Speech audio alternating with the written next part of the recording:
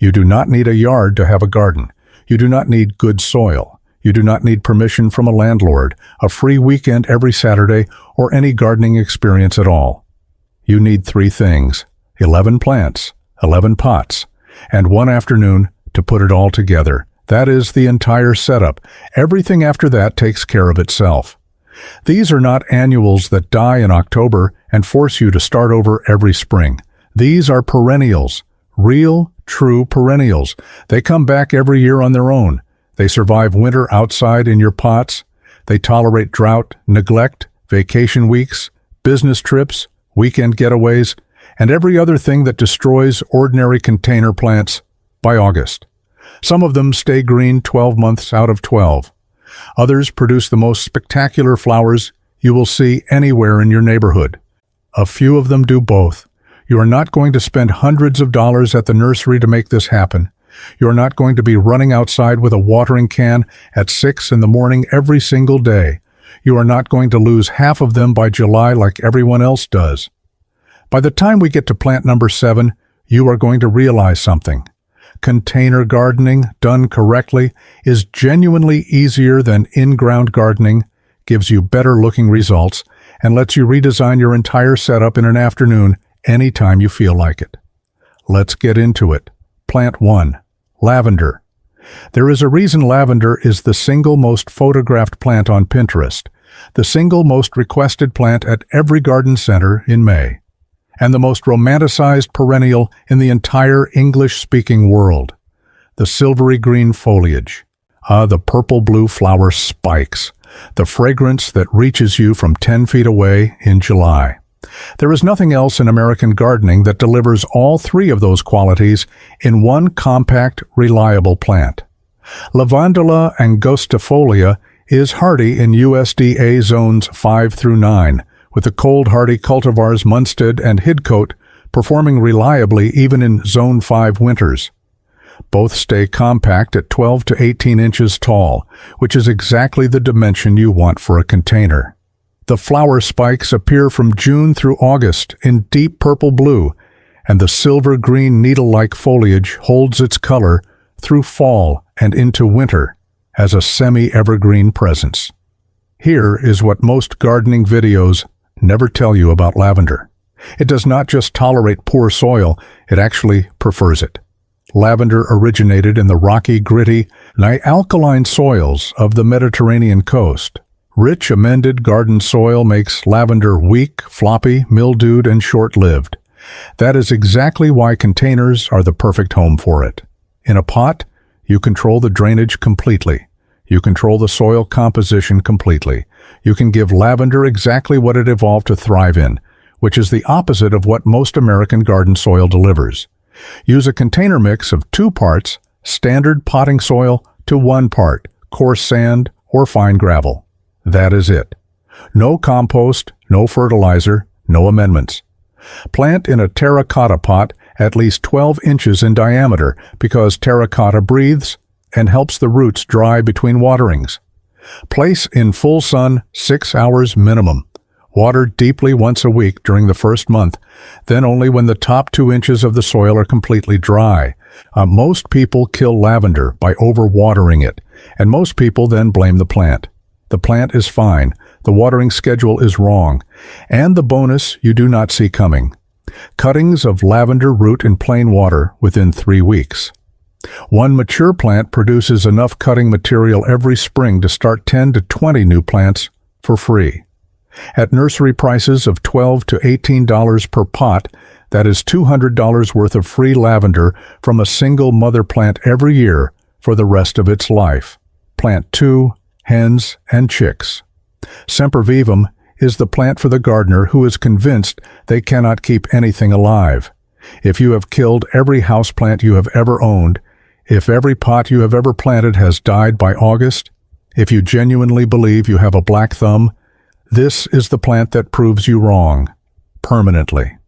Sempervivum is hardy in USDA zones 3 through 8, which makes it one of the most cold-hardy succulents available to American gardeners anywhere. Each plant is a tight, low-growing rosette of fleshy, water-storing leaves arranged like a perfect geometric mandala. The colors range from deep green to burgundy red, from frosty silver blue to vivid chartreuse, with many varieties showing red tips, white-haired edges, or seasonal color shifts that change throughout the year. Here is the core fact that defines this plant. Each leaf is a water reservoir. The plant stores enough moisture in its own tissue to survive months without rainfall. Sempervivums have been documented surviving full year-long droughts in controlled studies, and they recover within days of receiving water. There is essentially no plant in the temperate world that is harder to kill through neglect than this one, and here is the story behind the common name. Each established rosette, called the hen, produces small offshoots called chicks around its base. Those chicks grow on short underground stems, mature into their own full-sized rosettes, and produce chicks of their own. One initial planting of 3 sempervivums in a single shallow container will produce 20 to 30 rosettes by the end of the second season. You can pull the chicks off whenever you want, plant them into new containers, give them away, or let the colony continue to expand and fill the entire pot. Plant sempervivum in a wide, shallow container with drainage holes. Use a cactus and succulent potting mix, or amend a regular potting mix with 1/3 coarse sand. Place in full sun, water once at planting, and almost never again. In winter, leave the container outside through the snow. Sempervivum is one of the few container perennials that genuinely benefits from winter, cold, and stress. The colors deepen, the rosettes tighten, and the plant performs better the next spring because of the cold exposure, not despite it. 2 plants in, and I want you to do one thing for me in the comments before plant 3. Tell me where you are growing these. A balcony, a back patio, a windowsill, a front porch, a condo deck. Because everything on this list works for any of those settings, but knowing where you are gardening helps me make better videos for the next gardener after you. Drop your setup below. I read every single comment.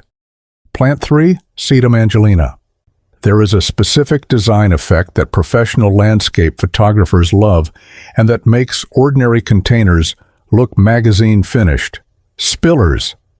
The plants that cascade over the edge of the pot soften the rim and trail downward in a flowing line of color.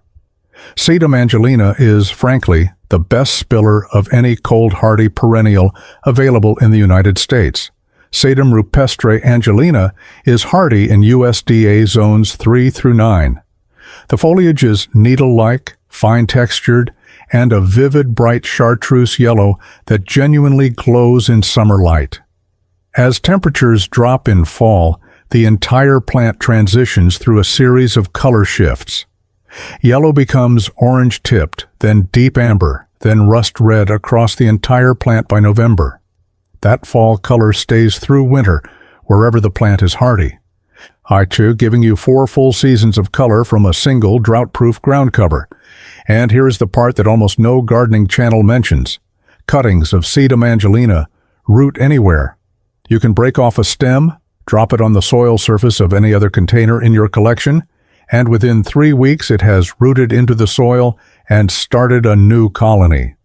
There are gardeners who have populated entire patio container collections of 15 pots from a single original 4-inch starter plant of Angelina. The plant is, biologically, that easy to multiply. Use Sedum Angelina as the front edge of any sun container. Pair it with a taller upright plant in the center, like lavender, Dianthus, or even a small ornamental grass, and let the Angelina spill out over the rim of the pot. The chartreuse foliage glows against any container color, particularly dark gray or black pots, where the contrast is dramatic. Plant in a sunny spot in a well-draining container mix. Drought tolerance is so high that you can genuinely ignore this plant for weeks at a time, and it will not show stress.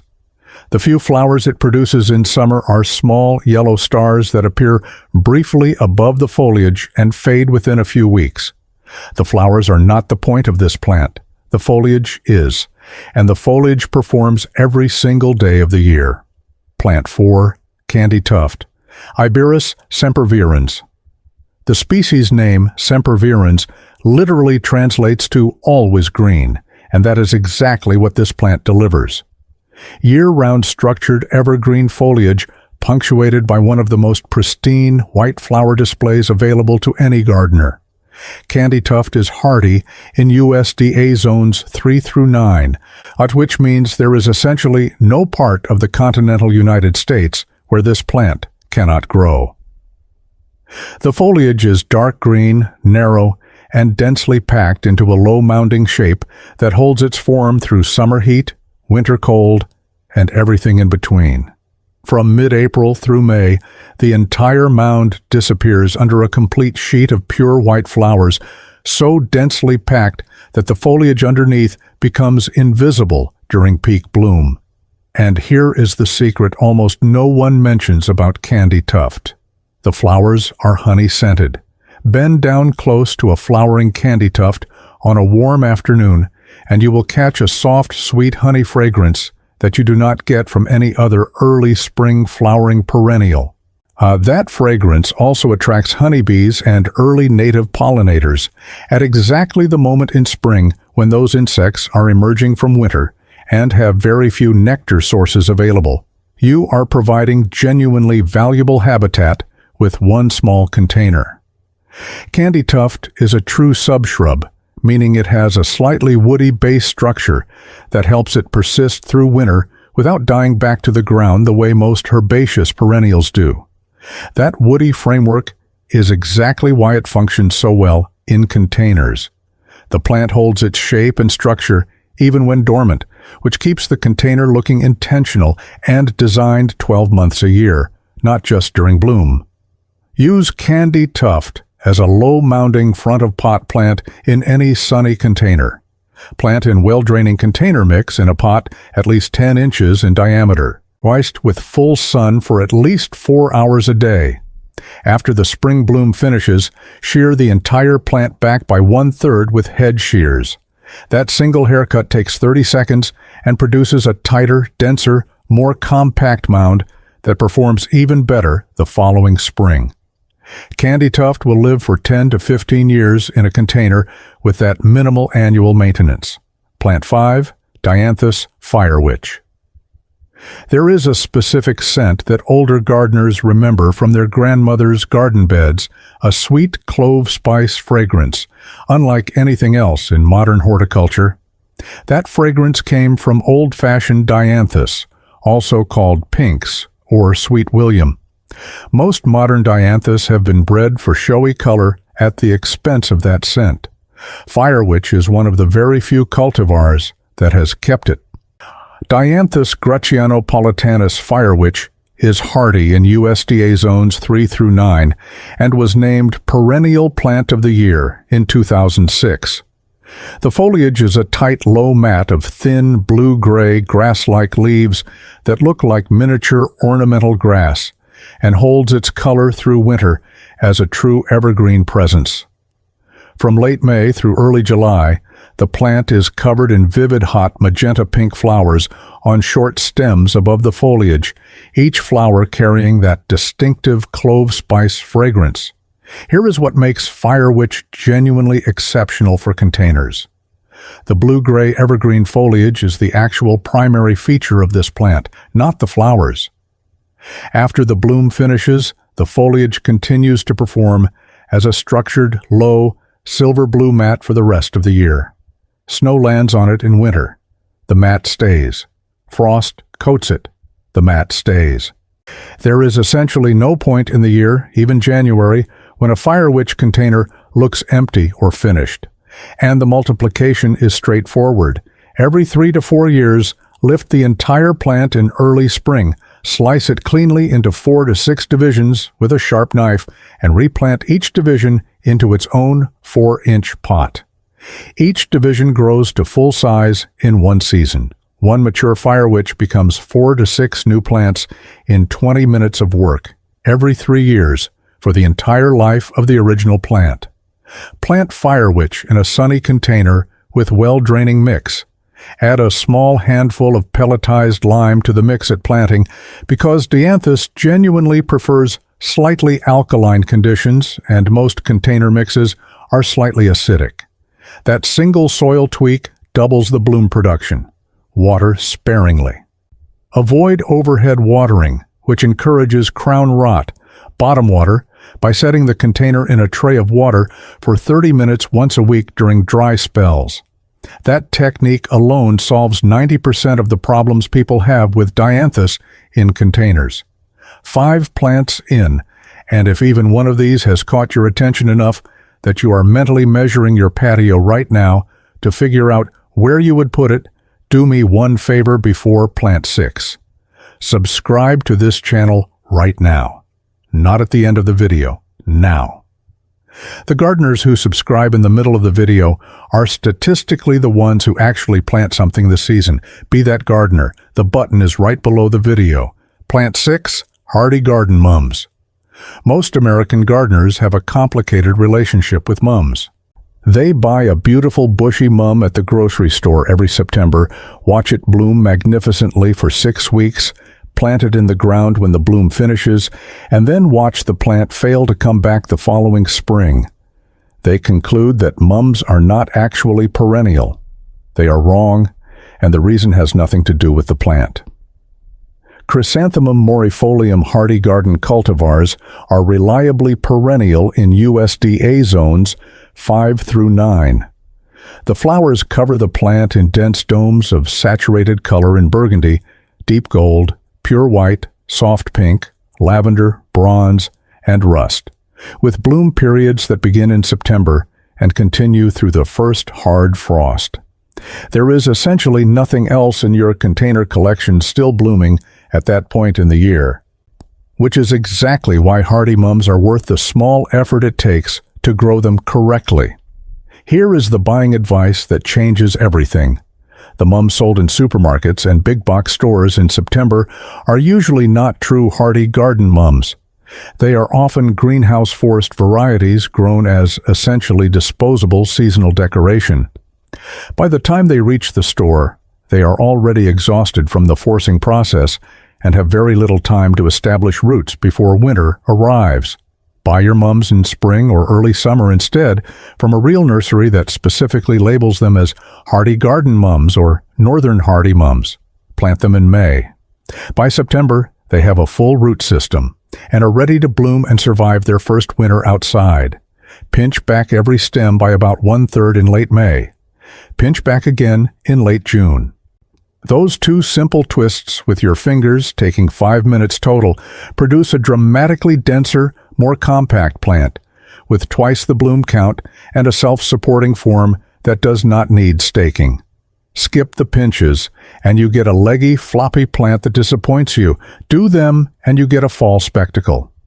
Plant in a container at least 14 inches in diameter, in average potting mix, in full sun. Water consistently through summer. After the fall bloom finishes and the plant goes dormant, leave it in the container outside through winter. In zones 5 and 6, mulch the top of the container with 2 inches of straw or shredded leaves, or move the pot against a south-facing wall for extra warmth. Next year you have a returning hardy mum that performs even better than its first season. Plant 7, Lady's Mantle. This is the one I told you would change everything. Pay close attention. Alchemilla mollis is hardy in USDA zones 3 through 7. It is one of those plants that genuinely surprises gardeners who have never grown it before, because everything about it is unusual. The leaves are large, scalloped, fan-shaped, and covered in fine velvety hairs that give them a soft, pale green appearance from a distance. They grow on short stems in a tidy mound, about a foot tall and 18 inches wide. From late May through July, soft sprays of tiny chartreuse yellow flowers float in foamy clouds above the foliage, looking exactly like green mist. Now here is the specific morning quirk that has made this plant a favorite of garden photographers for over 100 years. The leaves are hydrophobic. Microscopic hairs on the leaf surface refuse to let water spread out across the leaf the way it does on most plants. Instead, every drop of dew, every drop of rain, every drop of morning condensation forms into a perfect spherical bead and sits on the leaf surface. By 6 in the morning on any cool, late spring day, every leaf of every lady's mantle plant in your collection is holding 20 to 40 perfect crystalline water beads, each one catching the early light like a glass marble. Garden photographers across 2 continents wake up at 5 in the morning specifically to photograph this effect. The plant is in essentially every published English garden photography book of the last century, and you are going to have it sitting on your patio in a container, performing the same trick every cool morning, all spring, every year, for free. Ladies' mantle prefers cooler conditions. In zones 3 through 7, it thrives. In zones 8 and warmer, the foliage tends to scorch in summer heat, so position the container in part shade if you live somewhere hot.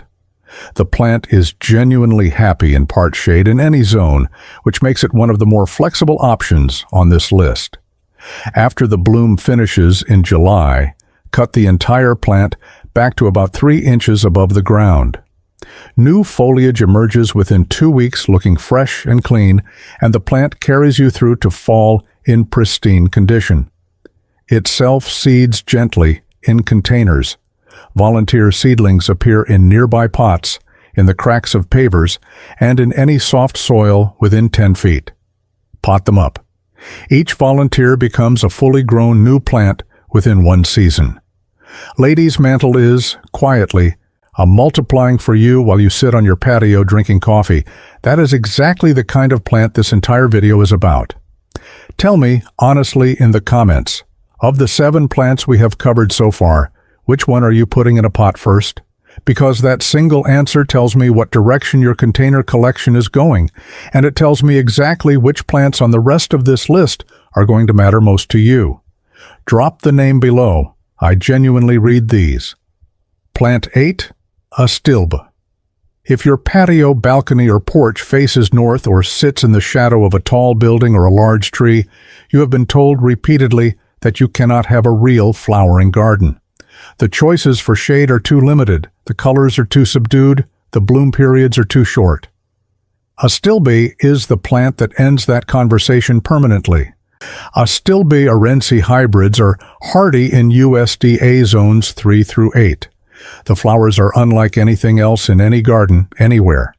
Tall, feathery plumes rising 12 to 30 inches above the foliage, depending on the cultivar, in saturated shades of soft pink, pure white, deep coral, vivid red, and lavender.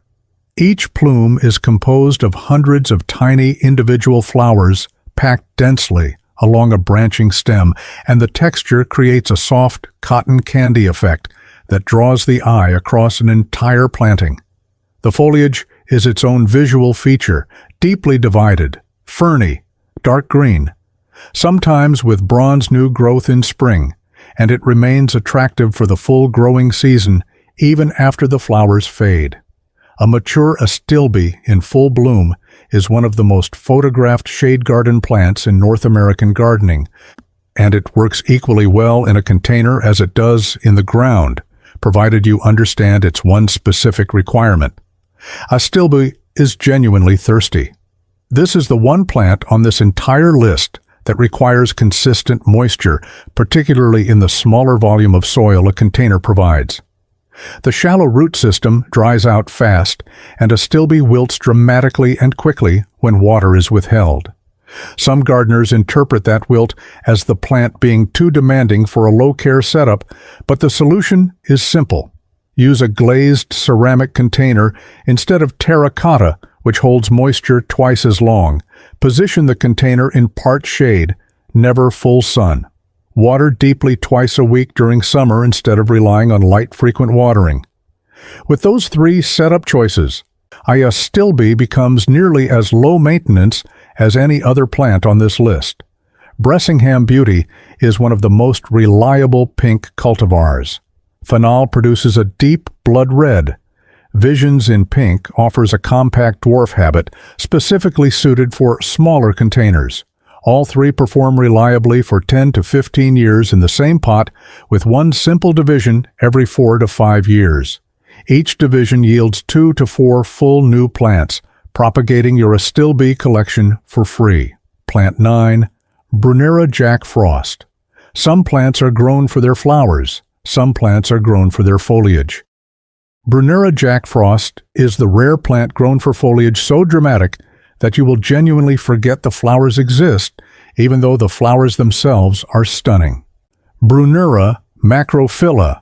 Jack Frost is hardy in USDA zones 3 through 8 and was named Perennial Plant of the Year in 2012, beating every other perennial introduced in the previous several years. The leaves are heart-shaped, 6 inches across, and covered in a dramatic silver-white frosted pattern with green veining that makes the leaves look genuinely hand-painted. From a distance, the entire plant glows in shaded conditions in a way that no other shade-loving perennial can match. In April and May, the plant produces airy sprays of tiny sky-blue flowers that look exactly like forget-me-nots.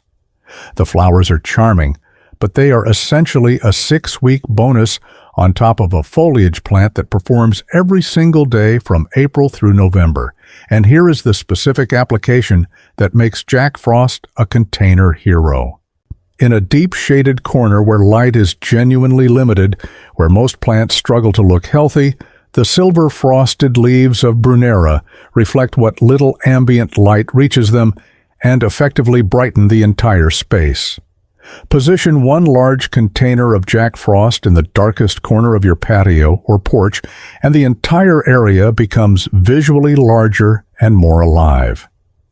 Landscape designers use this plant specifically to solve dark corner design problems, and it works just as well in a single container as it does in an entire bed.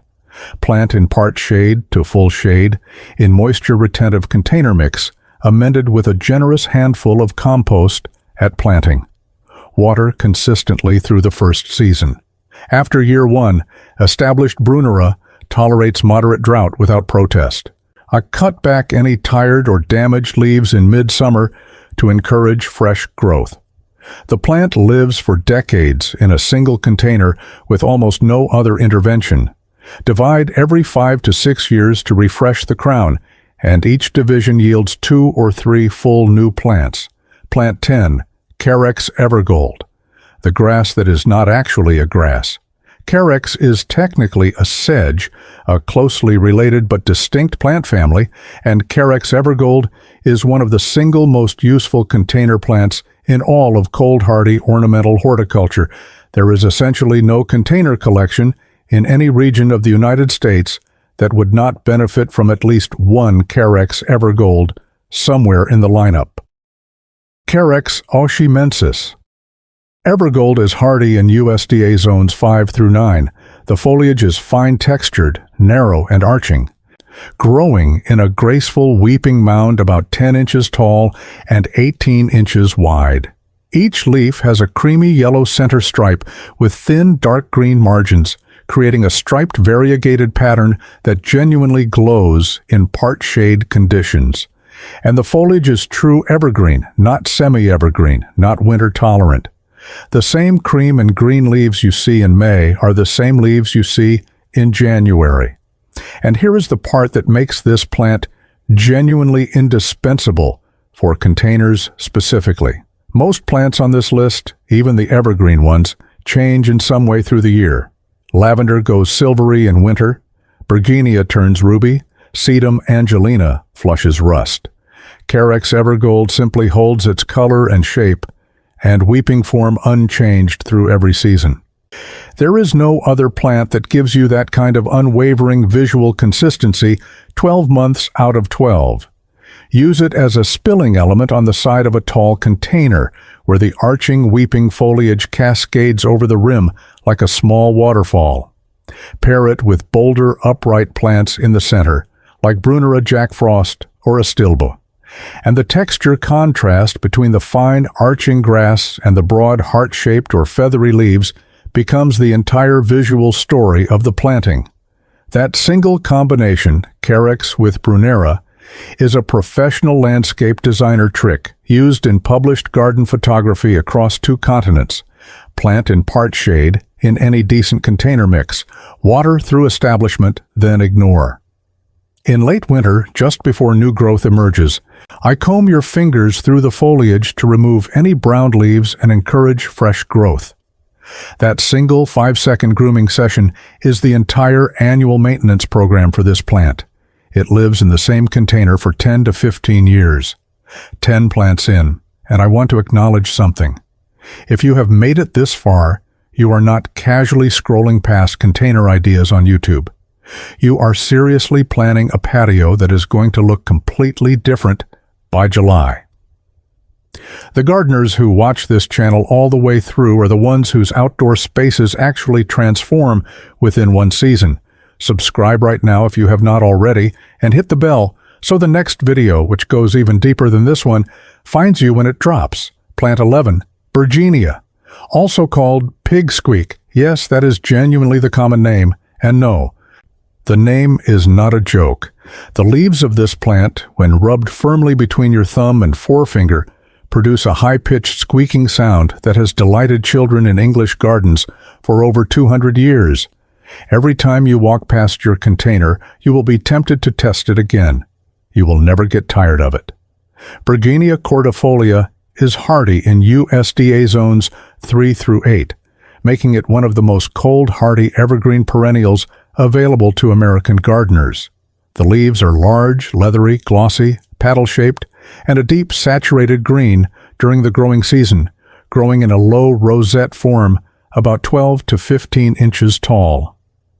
In April and May, thick stems rise above the foliage carrying clusters of pink, magenta, or white flowers in dense terminal heads that look almost like stems of ornamental rhubarb covered in tiny bell-shaped blooms.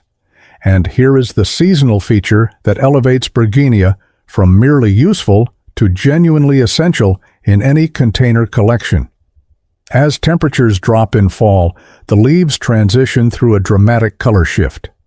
The deep summer green deepens into bronze, then into burgundy, then into a glowing ruby red across the entire plant by November.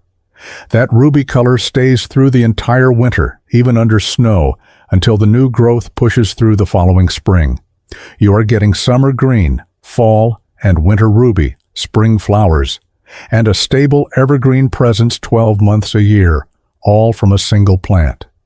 Bressingham ruby is the cultivar that delivers the most dramatic fall and winter color shift. All right, with the leaves turning a saturated wine red, that is genuinely shocking the first time you see it in your own container. Apple blossom produces softer pink spring flowers and a more subtle bronze winter shift. Both perform reliably for 15 to 20 years in a single container. Plant Bergenia in part shade in average moisture retentive container mix. Full sun is tolerated in cooler northern zones, but causes leaf scorch in zone 7 and warmer, so partial shade is the safer default. Cut back any winter-damaged leaves in early spring before new growth emerges. Divide every 5 to 6 years to refresh the crown. Each division becomes a fully grown new plant within one season, and you can use the divisions to expand your container collection or to gift to other gardeners. Either way, the plant gives you a quiet decade of beauty and one genuinely strange and delightful party trick every time someone visits your patio. Now, here is something that almost no gardening channel will ever tell you, because most gardening content is built around the assumption that real gardening happens in the ground. It is not true. For every plant on this list, the container is not a compromise. It is genuinely the better setup. And the reasons matter. First, drainage. Most American garden soil is some variation of compacted clay, dense loam, or rocky fill that drains poorly and holds water at the root zone for far too long after rain. That single condition kills more perennials than drought, cold, and pests combined. In a container, you completely control drainage. You choose the mix, you choose the pot. And the plant gets exactly the conditions it needs to thrive instead of the conditions your local geology happens to provide. Second, soil composition. Lavender wants gritty alkaline soil. Astilbe wants moisture-retentive rich loam. Hens and chicks want lean, fast-draining grit. Brunnera wants moist humus. There is no single in-ground bed in any yard in America that gives all of those plants what each one needs. In containers, every single plant gets its own perfect soil. That is why container plants on this list outperform their in-ground equivalents almost every time. Third, mobility. Your patio gets too hot in August. Move the lavender into more sun. Move the astilbe into more shade. Your aspect changes when a tree drops a branch in a storm. Rearrange the entire collection in 20 minutes. You move to a new house. The garden goes with you. That mobility is not a small advantage. It is the single most underrated feature of container gardening, and it is one of the reasons professional designers increasingly prefer containers for the most challenging plant placements. 3 rules separate a container collection that thrives from a container collection that limps along. Most container gardening content skips all 3. Rule 1. Pot size matters more than every other variable combined. The single biggest mistake new container gardeners make is choosing pots that are too small to support the plant through winter. The roots in a container are exposed to far colder temperatures than roots in the ground, because the container has no soil mass insulating them. As a general rule, increase the pot size by at least 1 full zone of cold tolerance compared to in-ground requirements.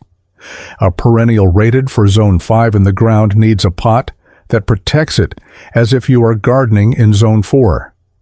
That means choosing a larger pot than feels necessary, ideally 14 inches in diameter or wider for any of the 11 plants on this list.